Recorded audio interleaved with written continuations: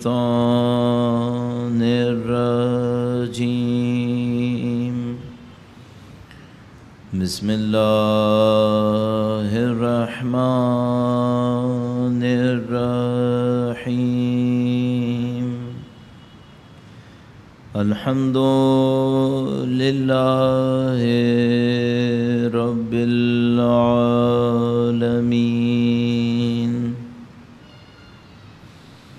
والصلاة والسلام على سید الانبیاء والمرسلین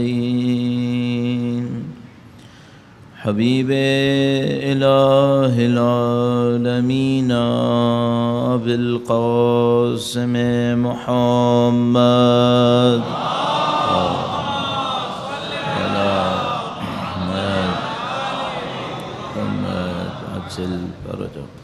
وعلى آلہ الطیبین الطاہرین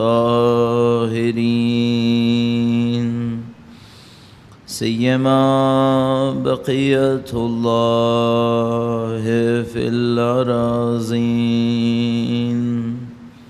قال اللہ تعالی فی کتابہ الکریم بسم اللہ الرحمن الرحیم ام حسبت ان اصحاب الكهف والرقیم كانوا من آیاتنا عجبا درود بھیجے گا محمد و آل محمد صلی اللہ محمد وعجل فرجہم۔ پروردگار عالم کا انتہائی احسان ہے، انتہائی لطف و کرم ہے، اس نے قرآن و اہل بیت سے متصل فرمایا ہے، دین کی تعلیمات نصیب فرمائی ہیں، ایسے امام کی امامت میں زندگی گزارنا نصیب فرمایا ہے جن کے ذریعے سے دنیا کے چپے چپے پر عدل و انصاف پھیلے گا۔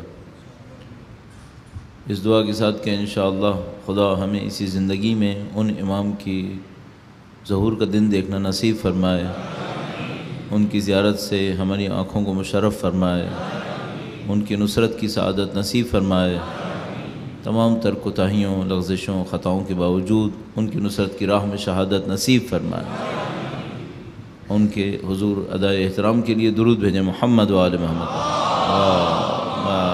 صلی اللہ محمد آل محمد وعجل فرجہم۔ پروردگار عالم نے ہدایت کے نظام کو اپنے لطف کے ذریعے سے جاری و ساری فرمایا ہے۔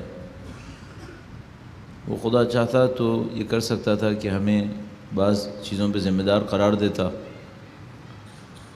ہماری فطرت کے اندر ان چیزوں کو ڈال دیتا اور ہم سے کہتا کہ اپنے راستے کو خود تلاش کرو، اس کے لیے جستجو کرو۔ یا مثال کے طور پر اپنی ہدایت کو کتاب کی صورت میں پتھروں کے اوپر تختیوں کے اوپر لکھ دیتا، پہاڑوں کے اوپر ان کو برجستہ کر دیتا، کہتا پڑھو اور ہدایت حاصل کرو۔ لیکن اس نے حجت باطنی کے ساتھ حجت ظاہری کو بھی ارسال کیا، انبیاء کو بھیجا، ائمہ کو بھیجا، انہوں نے عظیم الشان قربانیاں دیں۔ ان سب کے پیچھے خدا متعال کا لطف و کرم ہے، اور اس لطف و کرم کے ذریعے سے بار بار اپنے بندوں کے لیے راستوں کو ہموار کرتا ہے، سب کو ہدایت دیتا ہے، سب کو ایک عمومی ہدایت دیتا ہے، لیکن کچھ قوانین کے نتیجے میں کوئی خاص ہدایت بندوں کو دے دیتا ہے۔ کہہ سکتے ہیں کہ یہ خاص ہدایت خدا کی کوئی خاص توفیق ہوتی ہے جو کچھ انسانوں کی شامل حال ہو جاتی ہے۔ تو سب کو یہ معلوم ہے کہ نبوت کسے کہتے ہیں، سب کو معلوم ہے قرآن کریم کی تعلیمات کیا ہیں، امامت کیا ہے، اور آپ اور میں اگر اس کو اپنے اوپر تطبیق کریں تو ہمیں 2 دن پہلے بھی پتہ ہوتا ہے کہ مثلا نماز پڑھنا اچھا کام ہے، قرآن کریم پڑھنا اچھا ہے، لیکن بعض اوقات کوئی خاص توفیق ملتی ہے، انسان کا کبھی خاص دل چاہنے لگتا ہے کہ وہ کسی عمل کو انجام دے، تو مثلا کسی خاص موقع پر نماز شب کے لیے آنکھ کھل جائے گی اور دل چاہے گا کہ انسان نماز شب پڑھے، یا مثلا کسی موقع پر دل چاہے گا کہ قرآن کریم اٹھائے، کوئی دعا کی کتاب اٹھائے، اللہ کے حضور کوئی عبادت انجام دے۔ یہ توفیقات کیوں نصیب ہوتی ہیں؟ یہ کیسے نصیب ہوتی ہیں؟ اور خاص کر اس سے بھی بڑھ کر میں یوں سوچتا ہوں کہ ہم لوگ اپنی زندگی میں بمشکل چند بڑے فیصلے کرتے ہیں جس سے ہماری زندگیوں کا راستہ طے ہو جاتا ہے۔ آپ نے پاکستان کے تعلیمی نظام کے مطابق انٹرمیڈیٹ یا اے لیول کے بعد جو زندگی میں فیصلے کیے، اس نے آپ کی پروفیشنل لائف کو تقریباً طے کر دیا۔ اب آپ وہی کریں گے جو آپ نے فیصلہ اس موقع پر کر لیا تھا، کم و بیش یہی رہے گا۔ اسی طریقے سے زندگی میں چند فیصلے ہیں جو سمجھ میں آتے ہیں کہ بس وہ چند فیصلے ہوتے ہیں جو انسان کی زندگی کو صحیح ہو جائیں تو ایک طرف لے چلتے ہیں، غلط ہو جائیں تو زندگی کچھ اور ہوتی ہے۔ اور اگر انسان یہ سوچے کہ یہ جو چند فیصلے ہوتے ہیں یہ صحیح کیسے ہو جاتے ہیں، تو بعض اوقات ایسے فیصلے کرنے پڑ جاتے ہیں کم عمر میں، کم تجربے کے ساتھ، جن کے بارے میں ہمارے پاس کوئی مہارت نہیں ہوتی۔ 30 سال بعد دوبارہ پیچھے جا کر دیکھیں اس فیصلے کو تو تعجب ہوتا ہے کہ یہ صحیح فیصلہ ہوا کیسے، کس نے کروا دیا۔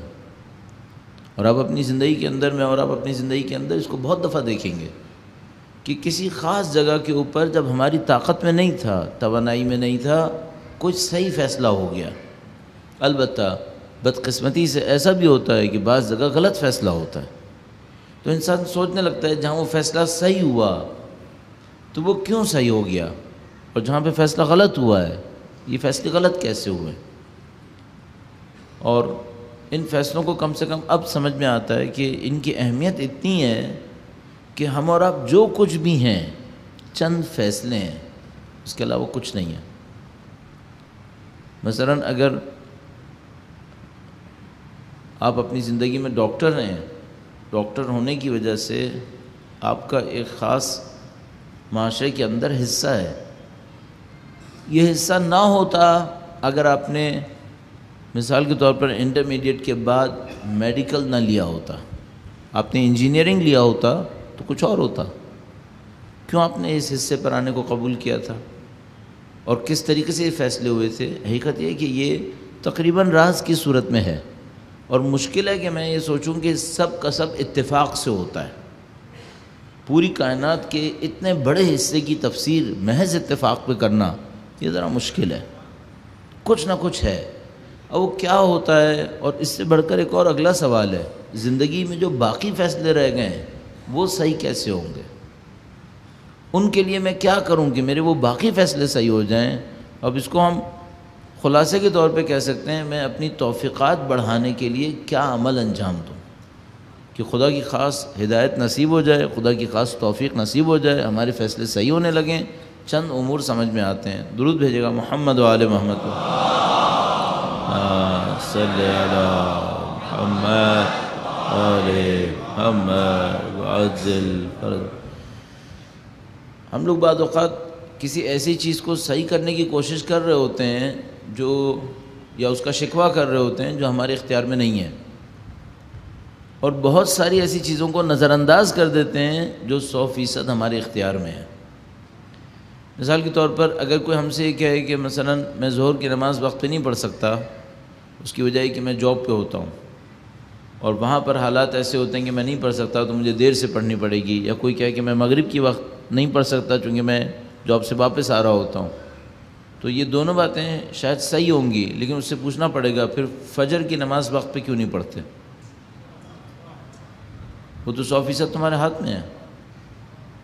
شاید اگر اس کو صحیح پڑھ لیتے نا تو ان دو کے لیے بھی خدا ہاتھ میں ڈال دیتا، اس کو بھی ہاتھ میں ڈال دیتا۔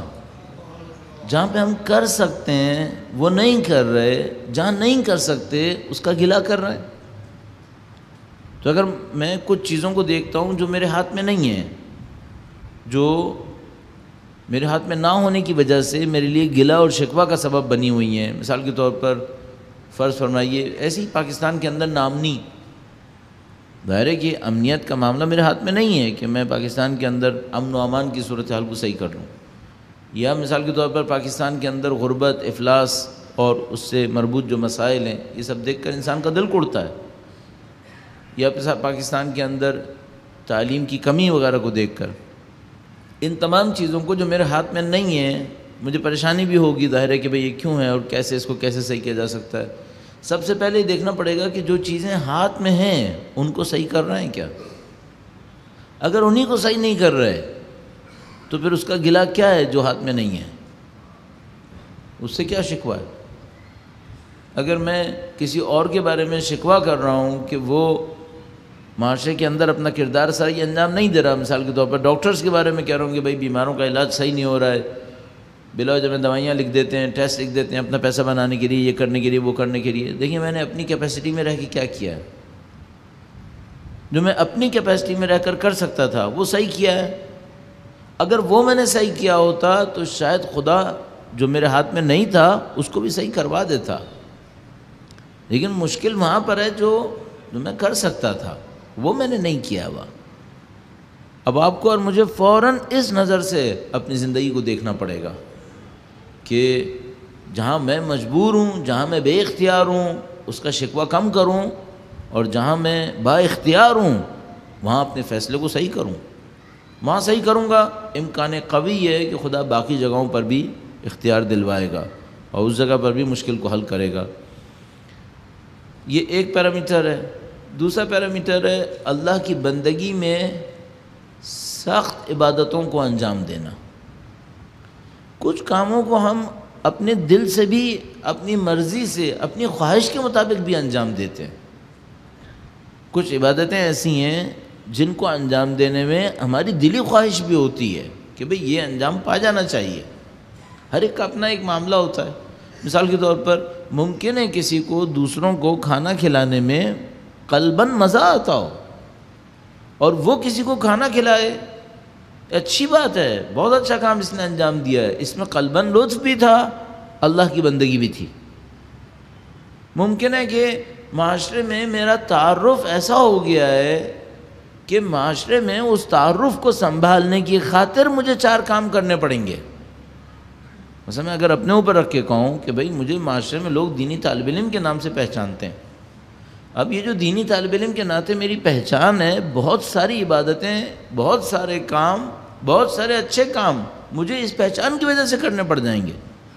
نہیں کروں گا تو میری پہچان خطرے میں پڑ جائے گی۔ اور آپ کی بھی ایک پہچان ہے معاشرے کے اندر، مثلا آپ کے محلے میں آپ کے کام کاج والے، آپ کے دوست احباب آپ کو جانتے ہیں کہ بھئی آپ اہل بیت کے ماننے والے ہیں۔ اس پہچان کی وجہ سے بہت سارے کام آپ کو کرنے پڑیں گے جو اچھے بھی ہیں۔ یہ بھی اچھی بات ہے کہ خدا نے ہماری پہچان اتنی اچھی رکھ دی ہے کہ جس کی وجہ سے ہمیں اچھے کام کرنے پڑ رہے ہیں، یہ بھی اچھی بات ہے۔ اگر بری رکھ دیتا تو برے کرنے پڑ جاتے۔ کچھ لوگ ہیں جو معاشرے میں بری جگہ پہنچ گئے ہیں، اس کی وجہ سے برے کام کر رہے ہیں اور یہ کہہ رہے ہیں اب اس سے جان کیسے چھوٹے گی، اب پھنس گئے ہیں یہاں پر۔ چلو یہ اچھا ہوا کہ خدا نے ہمیں کچھ کاموں کے لیے ایسی پہچان دے دی جو اچھے کام تھے، ان کی وجہ سے ہم اچھے کام کر رہے ہیں، لیکن یہ تو میں اپنے سوشل اسٹیٹس کی وجہ سے بھی کروں گا، یہ تو میں معاشرے کے احترام کی وجہ سے بھی کروں گا۔ سوال یہ ہے کہ جہاں پر یہ سب کچھ نہیں ہے وہاں پر خدا کا حکم کیا ہے؟ اور اگر اس کو بہت عمومی پیرائے میں لے لیں تو بھائی دوسروں کے سامنے اچھا کام کرنا اتنا مشکل کام نہیں ہے۔ تنہائی میں بیٹھ کر اچھا کام کرنا، گمنامی میں بیٹھ کر اچھا کام کرنا، جب خدا کے سوا کوئی نہیں دیکھ رہا ہے اس وقت اپنے آپ کو اللہ کی بندگی پہ رکھنا، اس کے معیار پہ رکھنا۔ اور میں اس سلسلے کی ایک آخری بات عرض کرتا چلوں، اگر سب کے ساتھ کھڑے ہیں اور زیارت پڑھ رہے ہیں اور طریقے سے کھڑے ہو کر پڑھ رہے ہیں، یہ تو کوئی بہت بڑا کمال نہیں ہوا ہے۔ اگر بالکل اکیلے کھڑے ہیں، کوئی دیکھنے والا نہیں ہے، اب کتنے طریقے سے کھڑے ہیں؟ اب بھی وہی حالت ہے؟ یہ فرق ہوگا پھر کہ ہمیں دیکھنا پڑے گا جہاں صرف خدا کے لیے ہے تو کیا ہے، اور جہاں نہیں دوسرے بھی ہیں تو پھر کچھ اور نہ ہو. پھر اس کو ہمیں سنبھالنا پڑے گا، اس سے توفیقات بڑھیں گی. پھر بس وہ احترام کہ جو آپ تنہائی میں دیں گے اللہ کے مقدسات کو، اس کی اہمیت کچھ اور ہے. وہ انسانوں کی مدد جو آپ گمنامی میں کریں گے، لینے والے کو بھی پتہ نہیں چلا کہ کس نے کیا، اس کی بات کچھ اور ہے.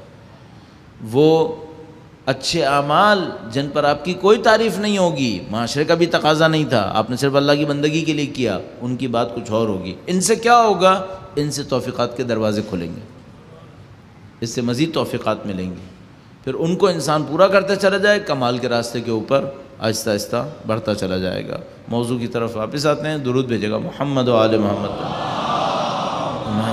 صلی علی محمد و آل محمد وعجل فرج. بس ایک جملہ یا چند جملے اس میں اضافہ کرتے ہوئے، سننے پہ اکتفا مت کیجیے گا، آزما کے ضرور دیکھیے گا. بھئی بولنے والے تو بولتے رہیں گے، پتہ نہیں کتنے سال تو مجھے بولتے ہوئے ہو گیا. بولنے والے بولتے رہیں گے، آپ سنتے رہیں گے. اس پہ اکتفا مت کیجیے گا، آزما کے دیکھیے گا کہ بھئی کر کے دیکھا صحیح نکلا یا نہیں نکلا، تب جو لطف ہے وہ کچھ اور ہے. اس سے یقین ملتا ہے، پھر انسان اس سے یقین آتا ہے. میں نے آپ کی خدمت میں شاید کئی دفعہ عرض کیا کہ ہم نے تسبیح جو نماز کے بعد پڑھی جاتی ہے اس کے لیے روایت سنی ہے کہ ایک دفعہ تھکاوٹ کے موقع پر جب بیوی نے اپنے والد گرامی سے کنیز مانگی، ان دونوں کی ذوات مقدسہ پہ درود بھیجے گا محمد و آل محمد. صلی علی محمد آل محمد وعجل فرج. اللہ کے نبی نے فرمایا کہ میں ایسی چیز دوں جو اس سے بہتر ہے. تو میں ایک بات سوچتا ہوں کہ اگر بیوی نے تھکاوٹ کے لیے مانگی اور تسبیح میں تھکاوٹ دور کرنے کا اثر نہ ہو، تو جو اللہ کے نبی نے دیا نعوذ باللہ تعالیٰ بے محل ہوگا. ٹھیک ہے.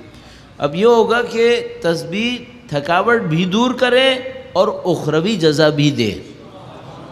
یہ بات تو سمجھ میں آتی ہے.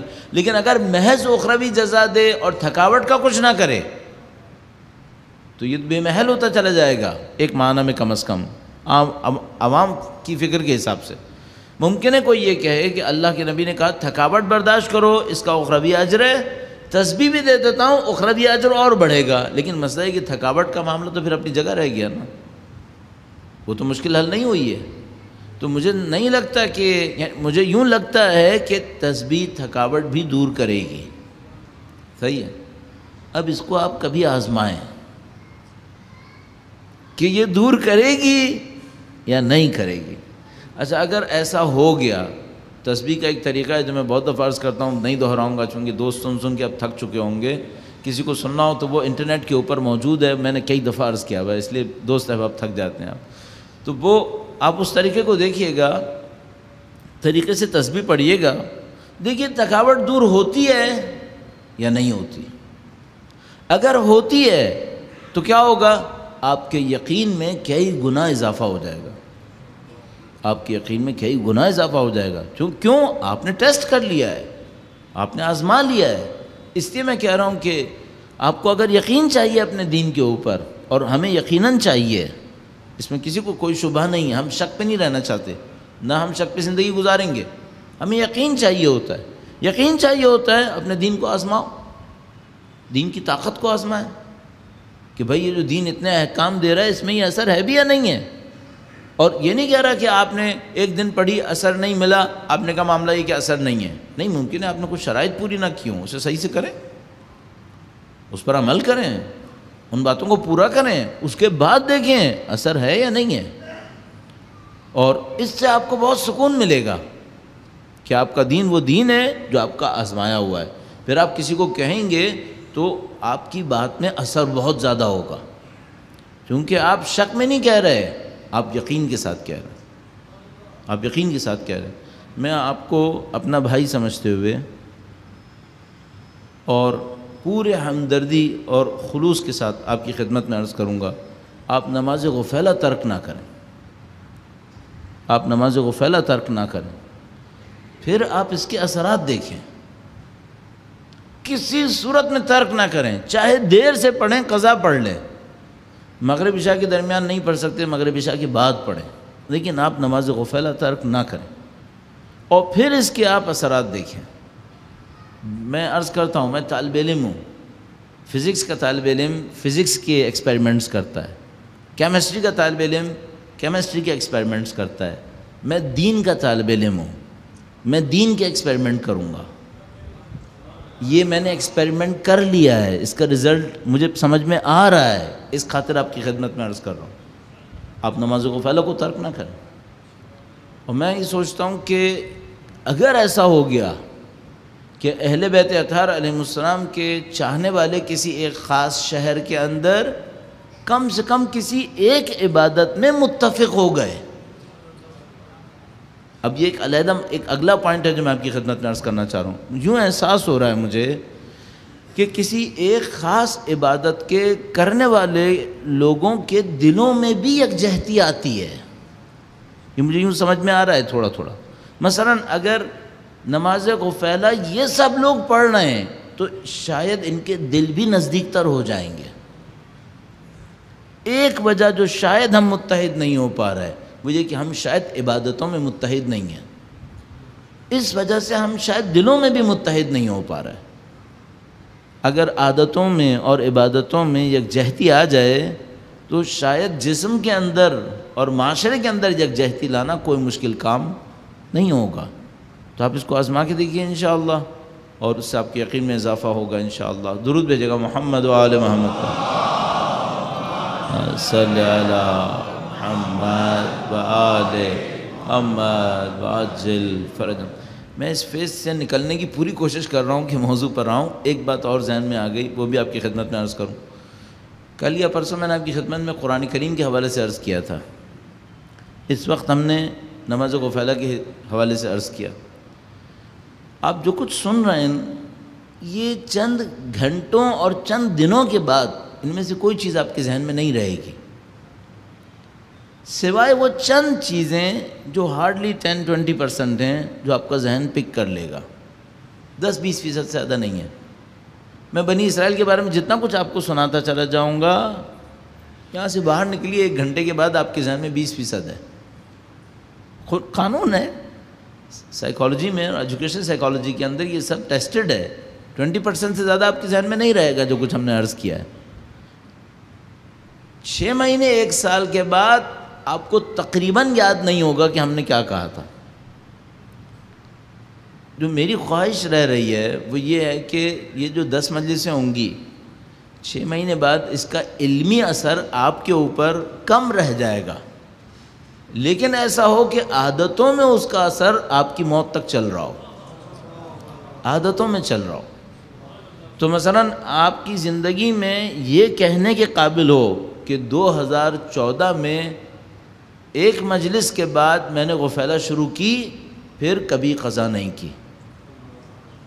علمی اثر رہا یا نہیں رہا، یہ اثر اگر رہ گیا یہ معاشرہ بدل دے گا، پھر یہ معاشرے کو بدل دے گا۔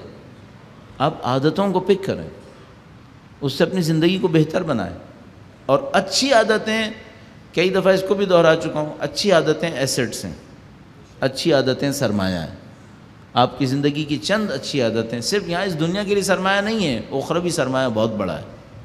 ذرا تصور فرمائیے گا کہ آپ مستقل نماز غفیلہ پڑھنے والے ہیں، اور قیامت کے دن کوئی منادی ندا کرتا ہے کہ غفیلہ پڑھنے والے علیحدہ آ جائیں، ان کے لیے علیحدہ انعام ہے۔ شاید ہر اچھی خاصیت پر ایسا ہوگا، ہر اچھی خاصیت پہ سچ بولنے والے علیحدہ انعام۔ کیوں ہم لوگ بار بار کہتے ہیں خدا ہمیں محبین اہل بیت میں محشور فرما؟ اس کا مطلب ہے اس ٹائٹل پر بھی لوگ اٹھائے جائیں گے، ان کا علیحدہ حساب کتاب ہوگا۔ تو آپ ایک ایک صفت کو اگر اپنے اندر ایجاد کرتے چلے گئے، آپ کے سرمایہ کے اندر جو آخرت میں کام آنے والا ہے آپ کو اضافہ ہوتا چلا جائے گا، کہیں سے کہیں پہنچ جائیں گے انشاءاللہ۔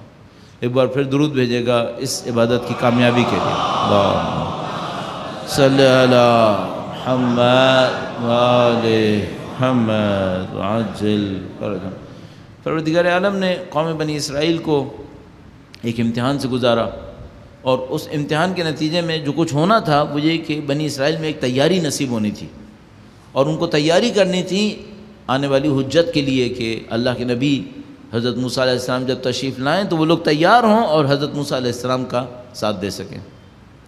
حضرت موسیٰ علیہ السلام کو اللہ نے معجزے کی طرح فرعون کے گھر کے اندر رکھوایا، اور فرعون کے گھر میں ان کی زندگی گزری، یہاں تک کہ ایک موقع کے اوپر وہ واقعہ پیش آیا جو میں نے آپ کی خدمت میں عرض کیا کہ اپنے ایک ماننے والے کو کسی دشمن سے بچاتے ہوئے دشمن کو مار دیا، اور اگلے دن جب اسی ماننے والے کو بچانے لگے تو وہ ماننے والا ڈرا کہ کہیں آج میرے اوپر کوئی سختی نہ آنے والی ہو، تو اچانک کیا اٹھا کہ اتقتلنی کما قتلت نفسا بالامس، آیا آج مجھے اسی طرح مارو گے جیسے کل تم نے کسی کو مارا تھا؟ راس پاش کر دیا۔ سب لوگوں کو پتہ چل گیا کہ حزب حاکم کا جو بندہ کل مرا تھا اس کو مارنے والے حضرت موسیٰ تھے۔ اور اس کے بعد نہ صرف یہ کہ اس نے اتنا کہا بلکہ حجت خدا پر یہ طنز کیا کہ کیا آپ یہ چاہتے ہیں ان تکون جبارا فی الارض، کیا آپ چاہتے ہیں کہ زمین پر جبر کر کے زندگی گزاریں؟ وما ترید ان تکون من المصلحین، اور آپ تو نہیں چاہتے کہ آپ اصلاح کرنے والے بنیں۔ ایک غلط فہمی کی بنیاد پر نمبر ایک راز فاش کر دیا، حجت خدا کے لیے مصیبت کھڑی کروا دی۔ ایک غلط فہمی کی بنیاد پر کہ یہ مجھے مارنے والے ہیں جبکہ مارنے والے نہیں تھے، حضرت موسیٰ علیہ السلام کے بارے میں، حجت خدا کے بارے میں احکام صادر کر دیے کہ آپ تو جابر ہیں، آپ تو مسلح ہیں ہی نہیں۔ صحیح ہے؟ اس کو کیا کہیں گے؟ ہم اس شخص کی تربیت کے بارے میں کیا نتیجہ نکال سکتے ہیں؟ آیا یہ شخص حضرت موسیٰ علیہ السلام کا منتظر ہے؟ جبکہ میں نے آپ کی خدمت میں عرض کیا کہ یہ عادت کے حساب سے ایسا تھا کہ جب بھی کوئی وقت مشکل کا آتا تھا یہ حضرت موسیٰ کو پکارتا تھا، لیکن دوسری طرف سے عادت کے اعتبار سے اتنا نااہل تھا کہ ایک غلط فہمی کی بنیاد پر حجت وقت کی زندگی کو خطرے میں ڈالنے کا سبب بن گیا۔ ان کو جباریت کے اوپر متہم کیا اور ان سے کہا کہ آپ کے اندر اصلاح کا کوئی عنصر نہیں ہے۔ میں اپنے طور پہ سوچتا ہوں کہ کیا امام وقت کے ساتھ بھی ایسا کوئی منظر ہونے والا ہے کہ کچھ لوگ اپنی خودسری کی بنیاد پر حجت وقت کی زندگی کو خطرے میں ڈالیں گے؟ کیوں؟ چونکہ ان کو کوئی غلط فہمی ہو گئی ہے کہ وہ غلط فہمی کیا ہوئی تھی کہ میری جان خطرے میں ہے، جبکہ اس کی جان خطرے میں نہیں تھی، جان کے خطرے میں ہونے کی غلط فہمی تھی۔ اور اگر واقعاً جان خطرے میں ہوتی، ابھی جان خطرے میں نہیں تھی، جان کے خطرے میں ہونے کی بس غلط فہمی تھی کہ شاید میری جان خطرے میں ہے، بس اتنے امکان پر اس نے سارا کام خراب کر دیا۔ تو اگر کسی کو یہ یقین ہو جائے کہ حجت خدا کے ہاتھوں میری جان خطرے میں ہے، پھر وہ کیا رد عمل دکھائے گا؟ یہ میں آپ کی خدمت میں عرض کرنا چاہ رہا ہوں کہ تیاری صرف اتنی نہیں ہے، جو بحمداللہ ایک اسٹیج ہے جو ہم نے طے کیا ہے کہ ہمارے معاشرے کے اندر چند دعائیں رائج ہو گئی ہیں، چند زیارتیں رائج ہوئی ہیں، بھی اچھا کام ہوا الحمدللہ رب العالمین گزشتہ چند سالوں کے اندر۔ لیکن سوال یہ ہے کہ یہ جو نفسیاتی ایک مسئلہ ہے، ثقافتی مسئلہ ہے کہ میں اپنے مفادات کو دنیا کی ہر چیز پر ترجیح دے رہا ہوں، یہ معاشرے میں ہے یا نہیں ہے؟ ہاں یہ ہے، اور یہی وہ چیز ہے کہ جو حضرت موسیٰ علیہ السلام کے معاملے میں اس قسم کا منظر بنا سکتی ہے۔ لب لباب کیا ہے؟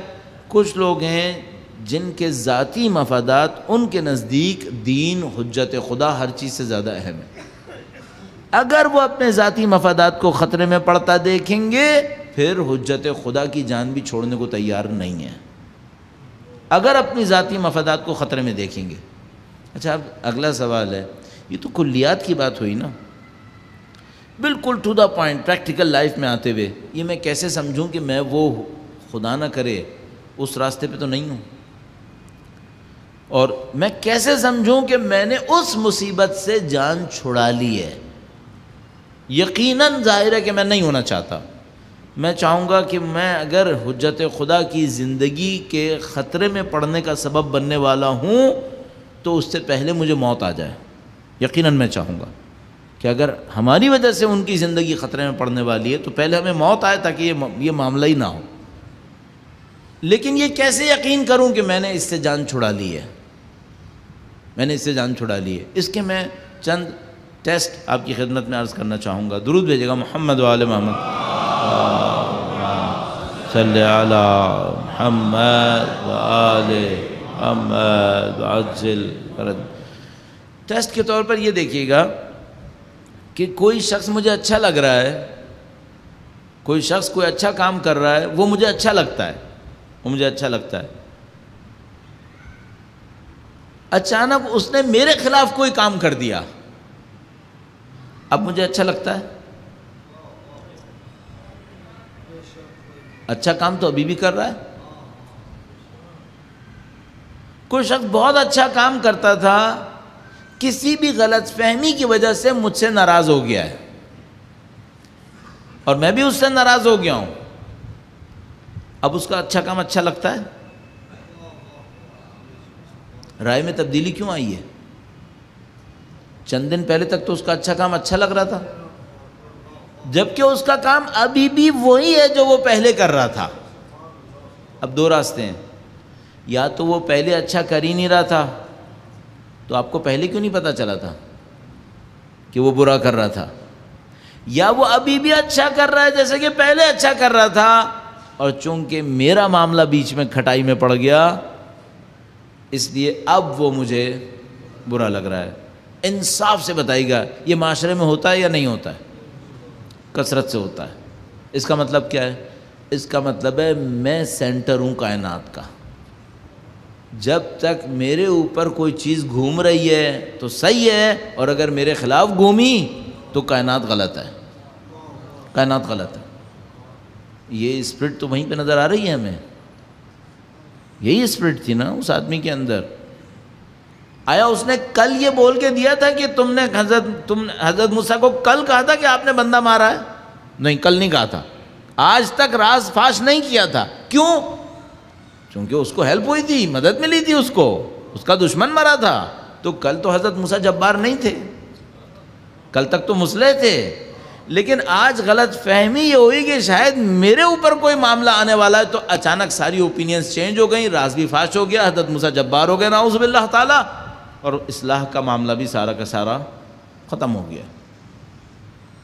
یہ چیک کرنے کے لیے بہت اچھا اسٹینڈرڈ ہے، آپ اور میں اپنے آپ کو چیک کر سکتے ہیں۔ ہمیں چیزیں کب تک اچھی لگتی ہیں؟ جب تک ہمارے لیے اچھی ہوں، اور جس دن ہمارے لیے بری ہو جائیں تو وہ چیزیں ہمیں اچھی نہیں لگتی۔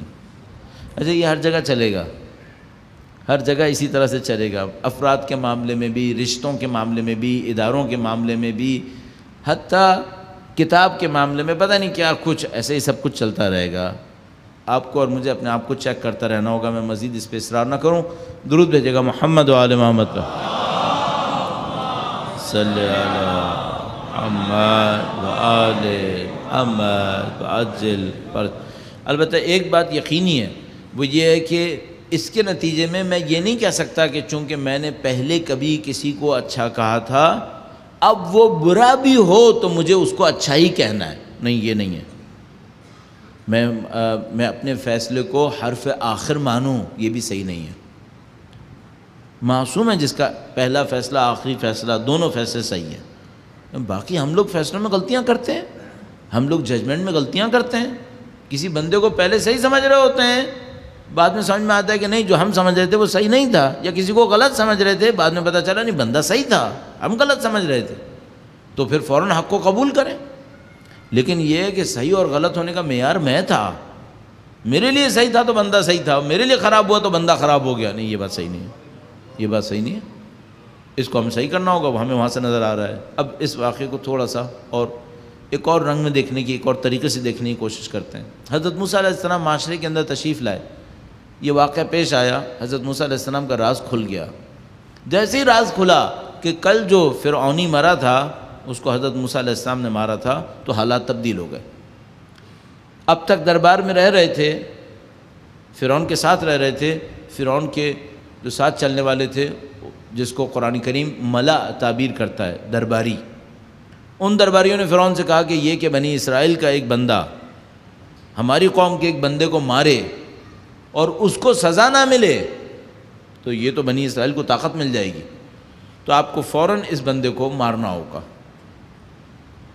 حضرت موسیٰ علیہ السلام کو کنعان جانا پڑا. مصر سے نکلے، فلسطین چلے گئے. ابھی میں بیچ میں ایک اور توقف کروں گا اس کے اندر.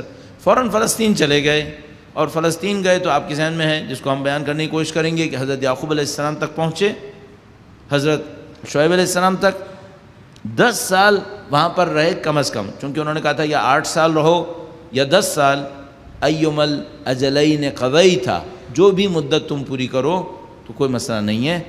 حضرت موسیٰ علیہ السلام نے کون سی مدت پوری کی؟ قرآن کریم فقط اتنا فرماتا ہے کہ جب موسیٰ نے مدت کو پورا کر لیا تو 8 سال کیا یا 10 سال کیا، موسٹ پروبیبلی انہوں نے 10 سال کیا ہوگا، چونکہ حضرت شعیب نے کہا تھا یا 8 کرو یا 10 کرو، تو انہوں نے 10 کو کیا ہوگا. تو 10 سال پورا کرنے کے بعد وہ واپس آئے تو ان کو نبوت کا اعلان کرنا تھا. اب میں صرف ایک پوائنٹ پکڑنا چاہ رہا ہوں، وہ یہ ہے، حضرت موسیٰ علیہ السلام کے فرعون سے لڑ کر نکلنے اور واپس آنے میں 10 سال کا گیپ ہو گیا. یہ 10 سال کا گیپ کیوں ہوا؟ اگر بنی اسرائیل تیار ہوتے تو 10 سال کا گیپ نہیں آتا. فرعون سے مقابلہ شروع ہو گیا تھا، جو محل میں رہ رہے تھے وہ داستان ختم ہو گئی تھی. فرعون نے پکڑنے کے لیے بندے بھیج دیے تھے، درباری ان کے خلاف سازشیں کر رہے تھے. اگر اس موقع پر بنی اسرائیل تیار ہوتے حضرت موسیٰ علیہ السلام کے لیے تو حضرت موسیٰ علیہ السلام کو صرف اتنا کرنا تھا، بنی اسرائیل کے پاس جانا تھا اور ان سے کہنا تھا کہ اے قوم، تم جو انتظار کر رہے تھے میں ہوں، میں مدد کے لیے تیار ہوں. آیا حضرت موسیٰ علیہ السلام بنی اسرائیل کے پاس گئے؟ اگر قوم تیار ہوتی تو کیا حضرت موسیٰ علیہ السلام اپنی قوم کو چھوڑ کر کنعان جا سکتے تھے؟ کیا کوئی نبی اپنی قوم کو چھوڑ کے جا سکتا ہے؟ نہیں. سید الشہداء نے کوفہ والوں کی بات کو کیوں سنا، جبکہ تاریخی شواہد عام آدمی کے ذہن میں یہ کہہ رہے تھے کہ کوفہ ساتھ دینے والا نہیں ہے. کیوں؟ چونکہ اگر وہ لوگ نصرت کے لیے بلا رہے ہیں تو حجت خدا کے لیے جانا ہوگا. اگر بنی اسرائیل تیار ہوتے تو کیا حضرت موسیٰ علیہ السلام ان کو چھوڑ کر فرعون کے حوالے کر کے کنعان جا سکتے تھے؟ نہیں جا سکتے تھے. پھر میں ایک اور سوال کر رہا ہوں، کیا یہ پکار نہیں رہے تھے؟ یہ تو پکار رہے تھے، تو پھر کیا تیار نہیں تھا؟ یہ مجھے اور آپ کو فوراً سوچنا پڑے گا کہ کیا پکارنا تیاری کے لیے کافی ہے کیا؟ اگر پکارنا تیاری کے لیے کافی ہوتا تو حضرت موسیٰ علیہ السلام نے مزید 10 سال فرعون کا ظلم کیوں برداشت کروایا؟ کیوں واپس نہیں آئے فوراً؟ اسی وقت کھڑے ہوتے، بنی اسرائیل سے کہتے کہ جس کا تم کو انتظار تھا میں آ گیا ہوں، کھڑے ہو مقابلہ کرو. اس کا مطلب یہ ہے کہ پکارنا ایک لیول ہے اور تیاری کوئی اور لیول ہے. تیاری کچھ اور ہے. اب یہ تیاری کیا چیز تیار کرنی تھی؟ آپ خود تصور کر سکتے ہیں، جس قوم میں احسان لینے والے کا یہ عالم ہے کہ وہ اپنے محسن کی جان منٹوں میں خطرے میں ڈال سکتا ہے. اس نے احسان لیا تھا نا ایک دن پہلے، حضرت موسیٰ علیہ السلام نے اس کی جان بچائی تھی، اس نے احسان لیا تھا، اور اپنے محسن کے ساتھ اگلے دن کیا رویہ کیا؟ اس کی جان خطرے میں ڈال دی. اگر قوم میں احسان فراموشی اس لیول پر ہے تو وہ حجت خدا کے لیے تیار نہیں ہوئی ہے.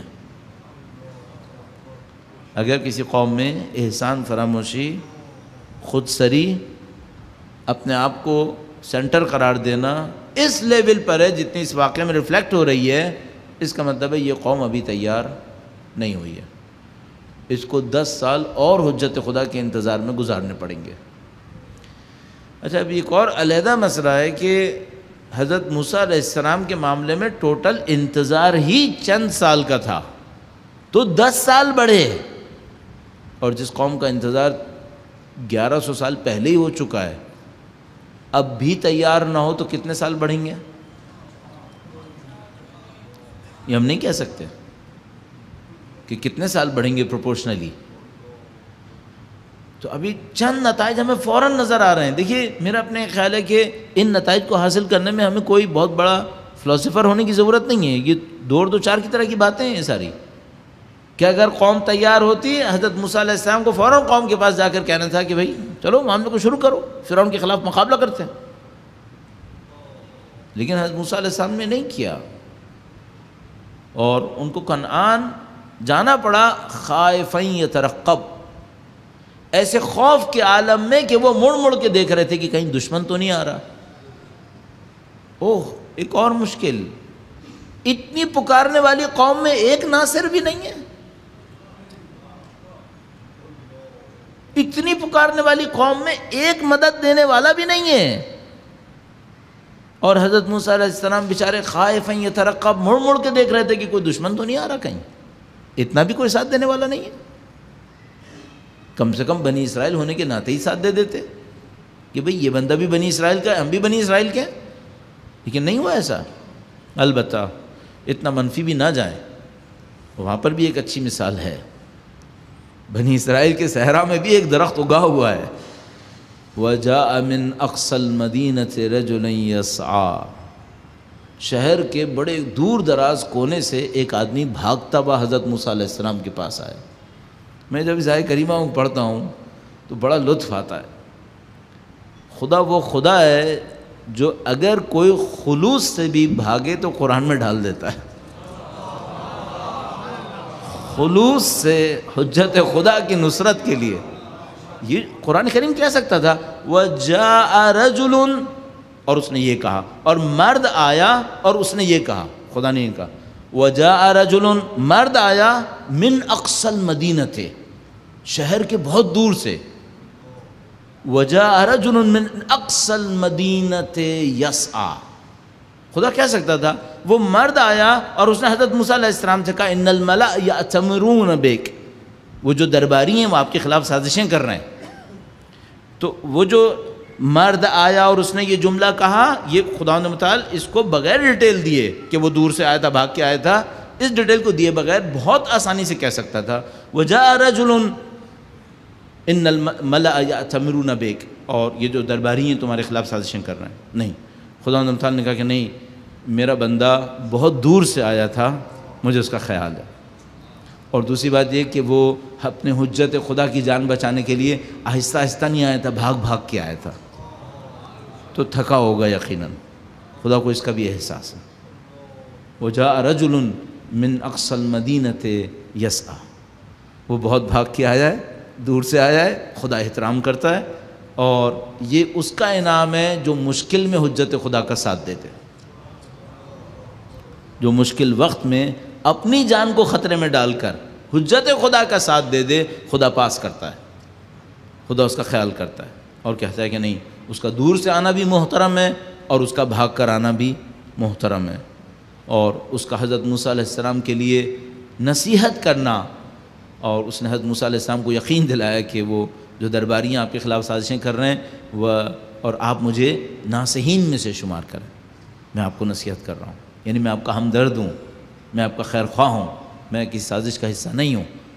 اور اس کے اطلاع دینے کے بعد پھر خداوند متعال فرماتا ہے کہ حضرت موسیٰ علیہ السلام خائفاً یترقب، خوف کے عالم میں شہر سے باہر نکلے۔ اس کا مطلب کیا ہے؟ کتنا ہی صحرا کیوں نہ ہو، ایک آدھ اچھا بندہ ہے، کوئی نہ کوئی ہے۔ اچھا، جو کوئی بھی ہوگا خدا اس کی قدر کرے گا یا نہیں کرے گا؟ بہت قدر کرے گا، بہت قدر کرے گا۔ اور مجھے یاد ہے ہمارے علم اخلاق کے ایک استاد ہوا کرتے تھے، خدا ان کے مقامات کو مزید بلند فرمائے انشاءاللہ، وہ فرماتے تھے کہ اگر کسی بری جگہ پھنس جاؤ اور اچھا کام انجام دو تو بالکل ایسے سوچنا جیسے کسی صحرا میں ایک ہی درخت لگا ہوا ہے، تو دور سے نظر آئے گا یا نہیں نظر آئے گا؟ اگر ایک صحرا میں ایک ہی درخت ہے، بھائی ایک دفعہ امیزون کے جنگل میں ایک درخت لگا ہے تو وہاں تو کروڑوں درخت لگے ہوئے، وہاں کوئی درخت کہاں کسی کو نظر آئے گا؟ لیکن ایک دفعہ ایک صحرا کے اندر ایک ہی تن و من درخت ہے تو بہت دور سے نظر آئے گا۔ تو کہتے تھے صحرا میں جانے سے پریشان مت ہو کہ مثلا ایسے لوگوں میں پھنس جائیں گے جہاں اچھے لوگ نہیں ہوں گے، کہتے نہیں، اس سے پریشان نہیں ہو، خداوند متعال اس کی قدر کرتا ہے، اور حضرت موسیٰ علیہ السلام کا یہ واقعہ ہمارے سامنے ثبوت ہے۔ کیا چاہیے؟ خلوص چاہیے، جان کو خطرے میں ڈال لو، حجت خدا کی نصرت کے لیے جو کر سکتے ہو وہ کر ڈالو۔ البتہ ظاہر ہے کہنا آسان ہے، کہنے میں کیا مشکل ہے، میں نے 2 منٹ میں کہہ دیا، لیکن جس نے کیا ہوگا اللہ جانتا ہے اس نے کیسے کیا ہوگا۔ پتہ نہیں بیچارہ بچا بھی نہیں بچا، شہید ہوا یا زندہ رہا، یہ نہیں معلوم روایتوں کے اندر کیا ہوا ہوگا۔ یہ حجت خدا کی نصرت کے 2 نمونے ہیں ہمارے سامنے۔ ایک وہ شخص ہے جو خود غرض ہے، احسان فراموش ہے، گمان کے اوپر حرکت کرنے والا ہے، تھوڑا سا اندیشہ اس کو ہوا کہ میرے لیے کوئی چیز خطرے میں آنے والی ہے، میری کوئی چیز خطرے میں پڑنے والی ہے، حجت خدا کا منکر ہو گیا، ان کی جان کے لیے بھی خطرے میں ڈال دیا اور ان کے اوپر الزامات کی بارش کر دی۔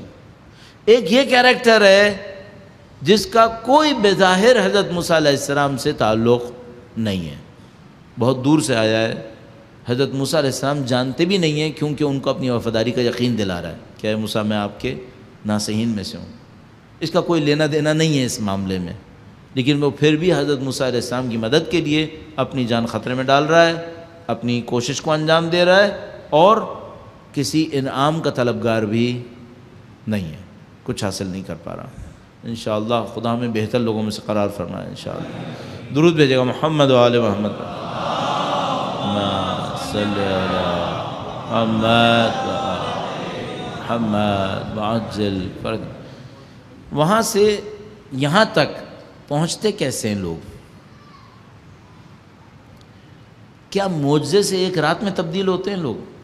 مثلا حضرت حر بھی اگر معجزے سے تبدیل ہوئے، پیچھے داستان ہے، ایسا نہیں ہوا ہوگا نعوذ باللہ تعالیٰ پوری زندگی غلط گزری ہو پھر ایک رات معجزہ ہوا ہو صحیح ہو گیا معاملہ، ایسا نہیں ہوتا ہے، پوری داستان ہے ان کے پیچھے۔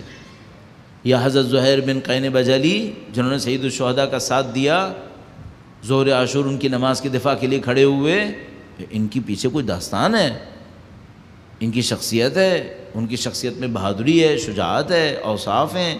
ہم کیسے اس کام کو کریں؟ خدا نہ کرے نعوذ باللہ اس بدبخت کو دیکھتے ہیں اور اس اچھے آدمی کو دیکھتے ہیں تو ہم کیسے کریں؟ چھوٹی چھوٹی خرابیوں پر کنٹرول کریں، نظر انداز مت کریں۔ مجھے جو سمجھ میں آتا ہے میں آپ کی خدمت میں عرض کروں گا۔ بعید ہے کہ خدا 50 سال زندگی گزاروں اور مجھے پتہ نہ چلنے دے کہ میرے اندر کیا خرابی ہے، یہ بہت مشکل ہے، ایسا نہیں ہونا چاہیے۔ یعنی میں نے 50 سال زندگی گزاری، اللہ کا نام بھی لے رہا ہوں، رسول کا نام بھی لے رہا ہوں، اہل بیت کا نام بھی لے رہا ہوں، قرآن کریم بھی پڑھتا ہوں، دعائیں بھی پڑھ رہا ہوں، اس کے بعد بھی مجھے پتہ نہیں چلا میرے اندر خرابی کیا ہے۔ یہ کیسے ہو سکتا ہے؟ کہیں نہ کہیں مجھے پتہ چل جائے گا کہ میری خرابی کیا ہے۔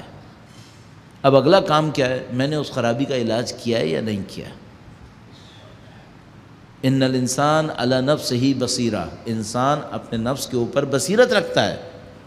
ہم اپنے آپ کو خوش فہمی میں مت ڈالیں کہ ہمیں اپنے اندر کوئی خرابی نظر نہیں آ رہی، یا تو ہم نے ڈھونڈا ہی نہیں ہے، یا جو پتہ چلا اس کو ہم نے نظر انداز کر دیا، تو اب کوئی خرابی نظر ہی نہیں آ رہی۔ کیوں؟ جو خدا نے بتائی کہ ہے اس کو نظر انداز کر چکے ہیں۔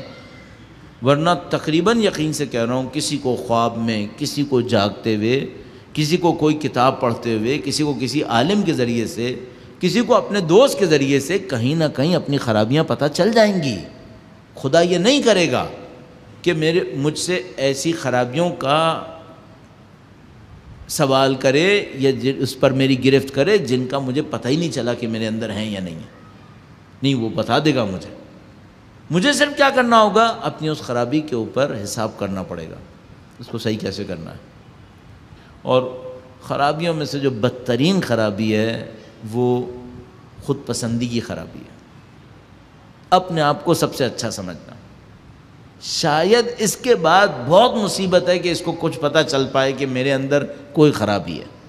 یہ سب سے بری خرابی ہے کہ ایک آدمی یا خدا نہ کرے نعوذ باللہ کوئی قوم خود پسندی میں مبتلا ہو جائے، یعنی وہ یہ سمجھنے لگے کہ ہمارے اندر کوئی خرابی نہیں ہے، یہ خود پسندی ہے۔ سب سے پہلا کام جو کیا جا سکتا ہے وہ یہ کہ خود پسندی کا بت توڑ دیا جائے۔ اچھا یہ بت توڑنا اس خود پسند انسان کے لیے بہت سخت ہوتا ہے، کیوں؟ خود پسند مغرور بھی ہوتا ہے، خود پسند مغرور ہوتا ہے، اپنے آپ کو کہتا ہے میرے اندر کوئی غلطی نہیں ہے، باقی سب میرے سامنے غلط ہیں۔ اب جو آدمی اس نتیجے پر پہنچ گیا میرے اندر کوئی غلطی نہیں ہے، باقی سب غلط ہیں، یہ کس سے سنے گا؟ بھائی آپ نے ابھی دیکھا وہ بندہ خدا جب اس کے اوپر بات آئی تو اس نے حضرت موسیٰ کو کہہ دیا تم تو جبار ہو، نعوذ باللہ۔ اس کا مطلب کیا ہے؟ ہمارے معاشرے میں کیا ہے؟ ہمارے معاشرے میں اگر اس کو پتہ چلا نا کہ فلاں مرجع تقلید نے کہا ہے کہ یہ صحیح نہیں ہے، کہے گا وہ کون ہوتا ہے؟ معاملہ ہی ختم کر دیا بھائی۔ جس دن میری رائے کے خلاف کوئی گیا تو اس کی تو کوئی حیثیت ہی نہیں ہے پھر تو۔ یہ دیکھ لیا آپ نے، نبی وقت کو کہہ رہا ہے کہ بھائی تم تو جبار ہو گئے ہو، تم تو اصلاح چاہتے ہی نہیں ہو، تو یہ وہ سب کچھ کر رہا ہے۔ یہ کن لوگوں کی مصیبت ہے؟ یہ اپنے تکبر کی، خود پسندی کی، کہ جو میں کر رہا ہوں وہ صحیح ہے، اور اگر کسی نے اس کو چھیڑا پھر تو ختم ہو گیا معاملہ، مرجع تقلید بھی ہے تو ختم، فارغ۔ اچھا ذرا اس سے کوئی پوچھے کہ تمہارا اس مرجع تقلید سے ذرا حساب کر لو، کوئی جوڑ کوئی مقابلہ نظر آ رہا ہے؟ زبان کی گستاخی دکھاتے ہو، تم کس کے لیے کیا بول رہے ہو؟ دیکھو تو صحیح، ہو کون تم اس کے مقابلے میں؟ لیکن وہی بنی اسرائیل والا معاملہ، کیا اس نے سوچا کہ میں کون ہوں اور یہ کون ہے؟ نہیں، جہاں اس نے دیکھا میری جان خطرے میں اس نے دھڑ دھڑ بولنا شروع کر دیا۔ یہی گستاخیاں ہم اپنے معاشرے میں نہیں دیکھ رہے کیا؟ ذرا سی کوئی بات ہو جائے جو مرضی کے خلاف ہو، کیا نہیں بول دیتے ایک دوسرے کے لیے؟ کس کو چھوڑتے ہیں اصلاً؟ اس کو ہم تیاری کہتے ہیں۔ یہ تیاری ہے ہماری، اپنی مرضی کے خلاف کوئی بول دے تو وہ بندہ چاہے وہ ہو جس کی 40 سال نماز شب قضا نہ ہوئی ہو، ہمارے نزدیک فاسق ہے، ہمارے نزدیک اس کی ویلیو زیرو ہے۔ یہ کون سی تیاری ہے؟ خدا نہ کرے نعوذ باللہ کل حجت خدا نے اگر آ کر تمہارے خلاف یہی کہا اور تمہاری زبان نعوذ باللہ اسی عادت پہ چل پڑی، پھر کیا بچنا ہے؟ پھر حجت خدا کا مقام کچھ اور ہے، اس کے علاوہ جو کوئی بھی ہے اس کا مقام کچھ اور ہے، وہ چھوٹے ہیں حجت خدا کے مقابلے میں۔ لیکن اگر عادت یہی پڑ گئی ہے کہ بھائی کوئی عزت بے عزت نہیں دیکھنی ہے، احترام نہیں دیکھنا ہے، سابقہ نہیں دیکھنا ہے، تقویٰ پرہیزگاری نہیں دیکھنی ہے، میری مرضی کے خلاف آیا تو میں نے سب کو ذلیل کر دینا ہے، یہ کہاں کی عادت ہے؟ یہ کس قوم کی تیاری ہے؟ اور میں آپ کی خدمت میں بنی اسرائیل کے 10 واقعے ڈال دکھا دوں گا آپ کی خدمت میں قرآن کریم سے، جس میں آپ بار بار یہی چیز دیکھیں گے، کیونکہ ذرا مرضی کے خلاف کوئی چیز ہو جائے ختم معاملہ۔ تو ہمیں سنبھالنا پڑے گا، اپنی جو تکبر کے بت ہیں انہیں توڑنا پڑے گا، خود غرضیوں کے اس خول سے نکل کر دین کی خاطر سوچیں، آخرت کی خاطر سوچیں، نصرت خدا کی حجت پہ سوچیں۔ حجت خدا کی ہمیں نصرت کیسے کرنی ہے؟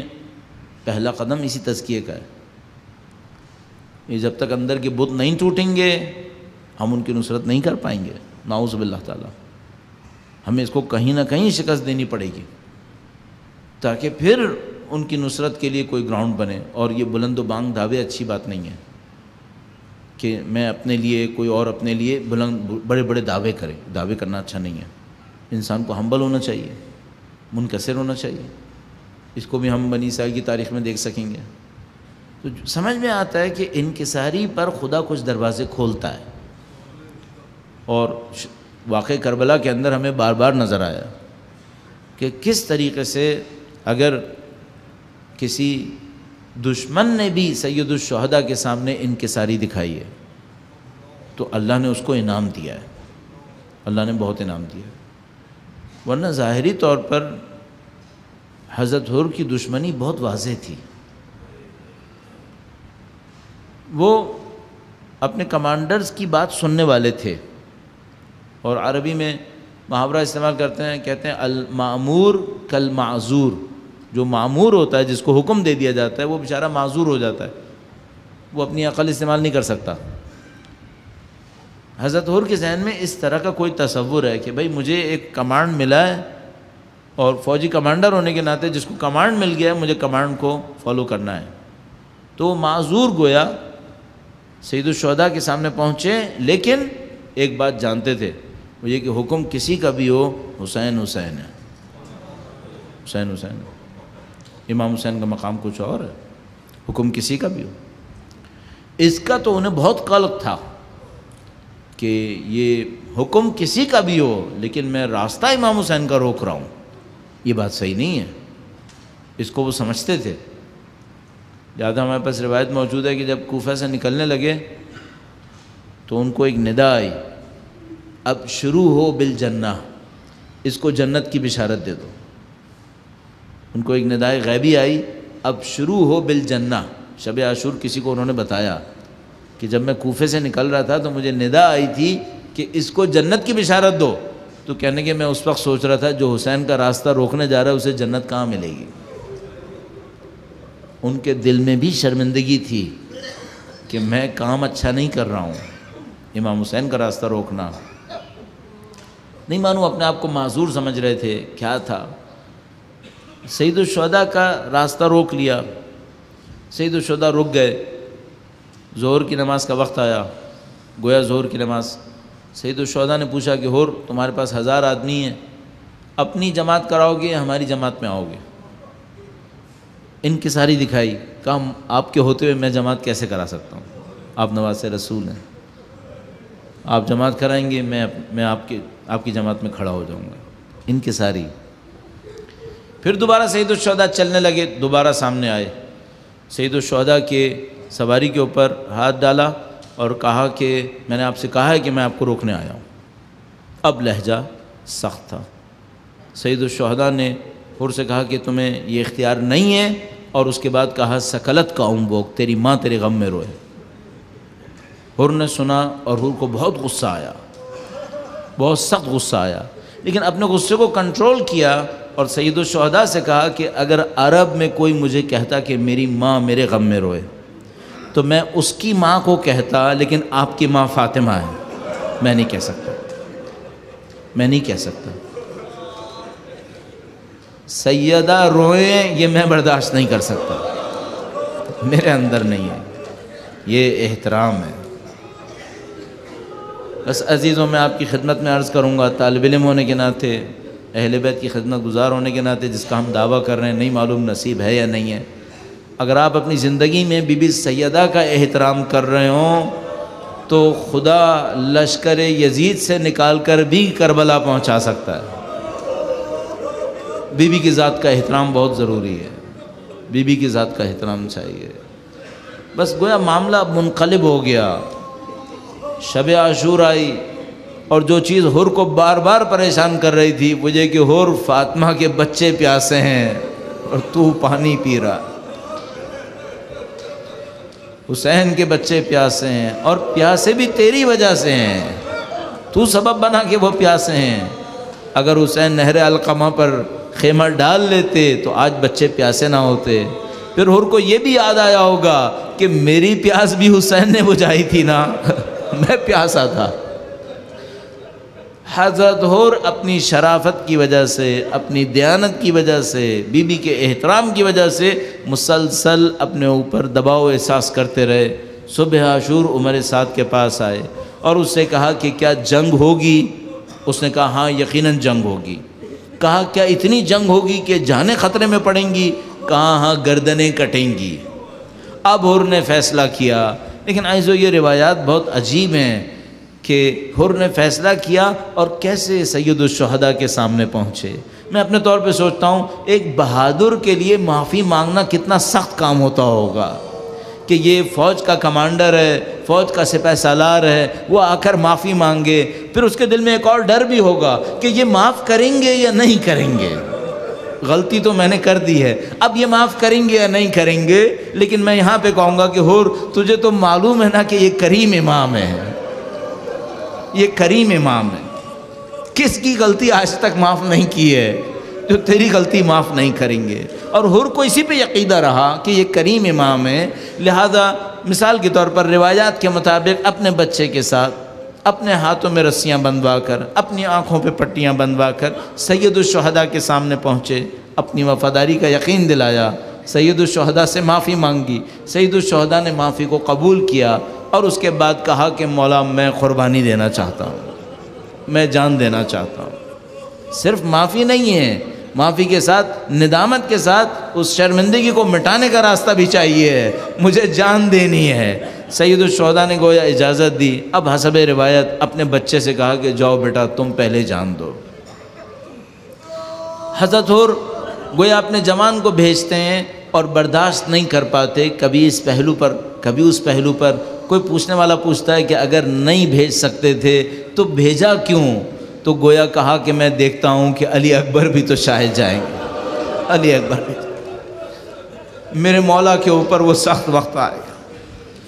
بس جیسا کہ روایات ہیں ہمارے پاس، حضرت حر کا بیٹا زمین پر گرا اور اس نے سلام کیا، نصرت کے لیے بلایا، اور حضرت حر کھڑے ہونا شروع ہوئے کہ میں جاؤں اپنے بیٹے کا لاشا لے کر آؤں۔ اور سید الشہداء نے فرمایا حر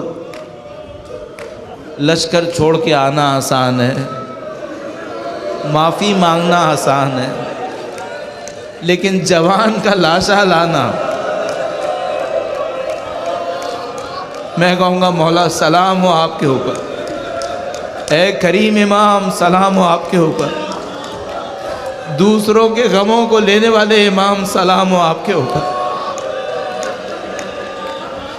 اور ہمارا سلام ہو بی بی زینب سلام اللہ علیہا کے اوپر، جس نے علی اکبر کا لاشا تڑپتے دیکھ لیا، اور وہ مخدرہ خیمے کے دروازے تک آئیں اور سید الشہداء سے کہا بھیا میں آؤں لاشا اٹھانے کے لیے۔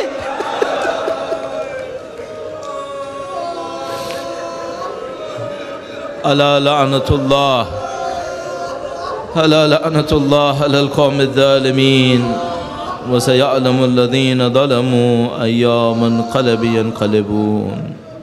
پروردگارہ جس طرح تو نے حضرت حر کو اپنی بارگاہ میں قبول کیا، ہم گناہگاروں کی تمام گناہوں کی مغفرت فرما۔ خدایا جس طرح تو نے حضرت حر کو سید الشہداء کے لشکر میں پہنچایا، اس گمراہی کے دور میں ہمیں حجت خدا کے لشکر سے متصل فرما۔ جس طرح تو نے حضرت حر کو حجت خدا کی نصرت کی راہ میں شہادت نصیب کیا ہے، خدایا ہمیں ہمارے گناہوں کے باوجود حجت خدا کی نصرت کی راہ میں شہادت نصیب فرما۔